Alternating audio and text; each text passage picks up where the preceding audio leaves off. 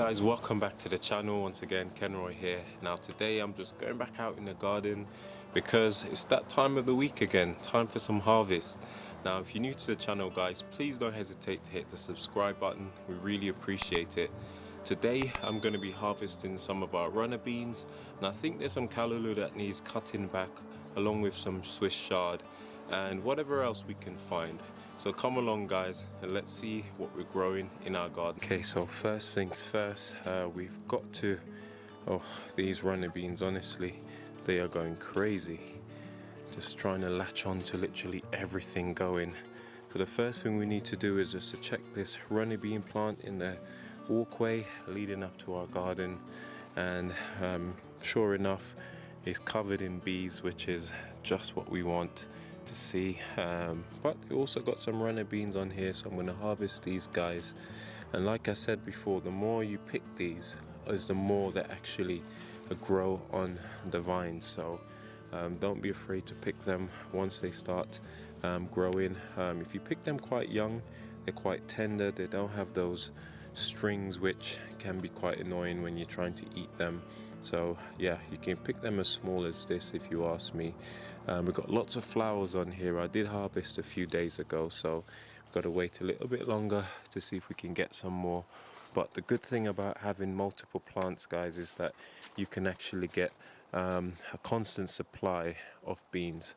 I'll leave these ones, as you can see there's more coming on the vine, and yeah, within a day or so we can come back and get those ones. So let's move on to these dwarf beans that we've got down the bottom here and see if we've got any that's ready for harvesting guys.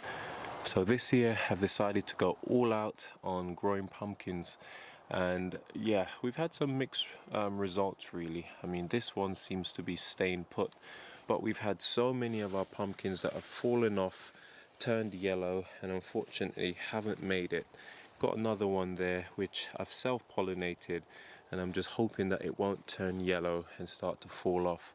That's been the biggest challenge we've faced this year, is that our pumpkins sadly have gone yellow more times than I can count. But we do have some that seems to be sticking on the vine. As you can see, they're spreading like crazy here, covering all over my dwarf white beans. And yeah, they're still going though. Nothing can stop these beans. I've absolutely loved these this year, and I will 100% be planting them next year even more, because they just keep on producing, which is really good. So they don't get very tall from what I've realized, so they don't need to trail.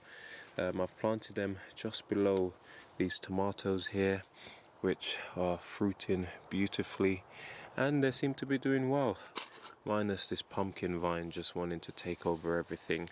So I'm gonna continue to harvest these and then see what else we can harvest today.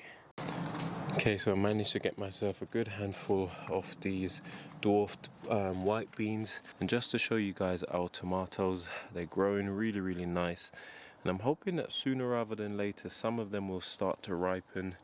I know some of you guys have already started harvesting tomatoes. We did plant ours out a little bit late, and I do find that we oftentimes have our crop starting to ripen a bit later. So fingers crossed, sooner rather than later we'll be able to start picking some of these beauties. They're looking really healthy, and they're swelling up quite nicely. I've cut back the vines, you know, just to leave them with the bare minimum leaves for photosynthesis. I can never say that word properly. And yeah, you can see that they're really tall, grown all the way up to our brackets which we've got on the side of this fence. And yeah, literally everything is just going really well in terms of growth. I mean, look at this sunflower guys. This is the largest one we've grown this year. I think that's well over 8 feet tall and still growing. So this guy's absolutely huge. Last year we had some really large ones like this, and you can see just how wide that is. I've tied it back, and it's got a beautiful sunflower there. And yeah, so far so good. Hopefully I can harvest some of these seeds this year, and yeah, might even put some of them on our Etsy store. But our sunflower is looking absolutely gorgeous, and the bees are just loving all of the pumpkin flowers, I've noticed, which is nice. I've seen some normal honeybees as well as some bumblebees, which is always a good thing if you ask me. So let's keep going, see what else we've got in our garden that we can pick today. Now this is the mother of all runner bean plants. I mean, look at this thing. It's towering over the garden. It's covered in flowers, which is always a good sight to see. And there's surely a few runner beans on here. Like I said, I'm constantly harvesting these because I don't want them to basically get too much for me to handle. And so I keep picking them. But the double-edged sword is that the more you pick them, the more flowers they put out and the more beans they grow. But I mean, that's why we're here, right? It's all about growing your own vegetables organically so that you can enjoy them with your family, and what's not to love. So I'm just going to make my way through this. I'm just going to step back for you guys to see just how majestic these runner beans are looking at the minute. Our Vegare's box is completely covered. They've maxed out on their height and they've now started to sort of trail backwards and downwards over themselves. But they keep flowering, the bees keep coming, which is always a good thing to see. Okay guys, so the next thing that we're going to harvest, which is our main crop if you want to call it that today, is some of these green callalus. They're starting to go to seed and we don't want that to happen just yet, so we've got to keep on cutting them to prevent that from happening. Now, callaloo is something that is rich in iron, especially when you're plant-based like we are. You've got to make sure that you consume a lot of green leafy vegetables. I mean, to be fair, regardless if you're plant-based or not, it's normally a good idea to get these in your diet. And so these are really nice and tender.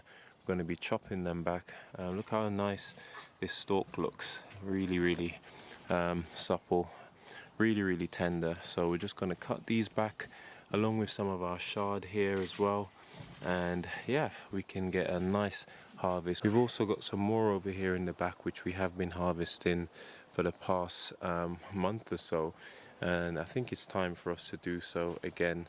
Really had a good year with callaloo this year, guys. No complaints here. So let's get cutting. Okay guys, so this is Swiss chard. Some people just call it chard, and it's really a lovely alternative to spinach. I call it the English callaloo. In many ways it's a lot more robust and a lot more tastier than just your regular spinach.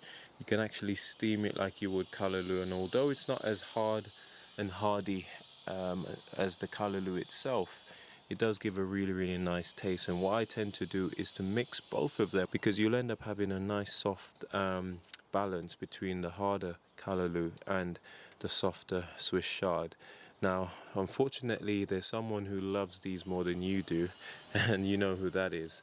Those horrible slugs that like to just come through and decimate all of your leafy greens. Interestingly enough, they don't mess around with the callaloo as much, which is great, but they absolutely love the Swiss chard. It's so tasty, and I always think whatever the slugs and snails like to eat is probably a good thing, because we also enjoy eating these. But what I normally do, a leaf like this where some of it's been damaged by slugs or snails, I simply just use my scissor and just chop off the bits which have been affected, and then keep the parts that haven't, especially the stalk, because they never nibble on the stalk. These will be well washed, soaked in some baking soda and maybe some vinegar to disinfect them before we chop them and steam them and have for our dinner. So don't waste your leafy greens, is what I'm saying to you guys. Just get your scissor and just cut off the bit that has been affected by these pests. Give it a nice wash and you're good to go. So I've just chopped off the bits which were affected, and you're left with some of your greens at least, rather than just completely discarding this. Then you'll be able to chop it nice and fine and get it cooked. Happy days. So this is what we've managed to pick up in our little rummage around our garden today. I've got one more thing that I can harvest in the courtyard, which I've been saving so that it can get a bit bigger. I'm just curious to see just how big they get, and that is our round courgette, also known as the roundini.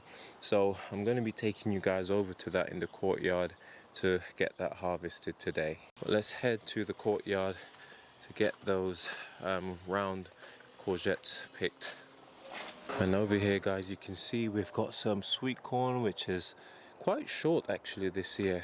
Now I need to come and try and see if I can get some of this pollen from these tassels and sprinkle them on the lower tassels in order to try and maximize the amount of yield on each corn. But so far so good. We've got our courgette just down here. This is looking really good, guys. Look at the size of this courgette. Now it doesn't even look like a courgette if you ask me. It looks more like a pumpkin, these round varieties. I've been really impressed with them when they've stayed on the plant. Now I'm going to be harvesting this now, guys. Hopefully I can do this with one hand because this is a big boy. Okay, wow. Oh, this is a big boy. And look at this beauty. This is the biggest one to date. This is several pounds and it looks absolutely stunning. And look how similar this looks to a pumpkin, guys. Wow, this is big. Amazing. Just goes to show what you can grow in your backyard. This is just our courtyard area. We've got two raised boxes here. One's got our gooseberry and some beans, and the other one's got two courgette plants, a normal green one and this round variety, and a few tomato bushes sprinkled in with a pumpkin. So quite crammed in this one.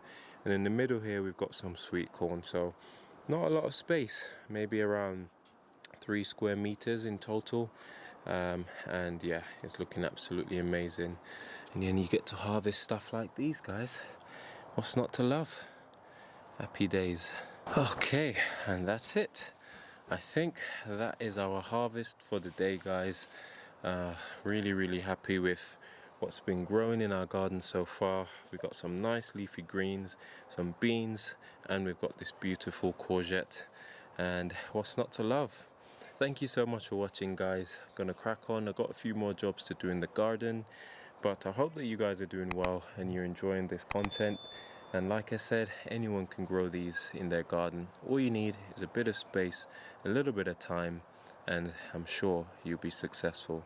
That's it from me today, guys. Take care, goodbye, and God bless. Happy gardening.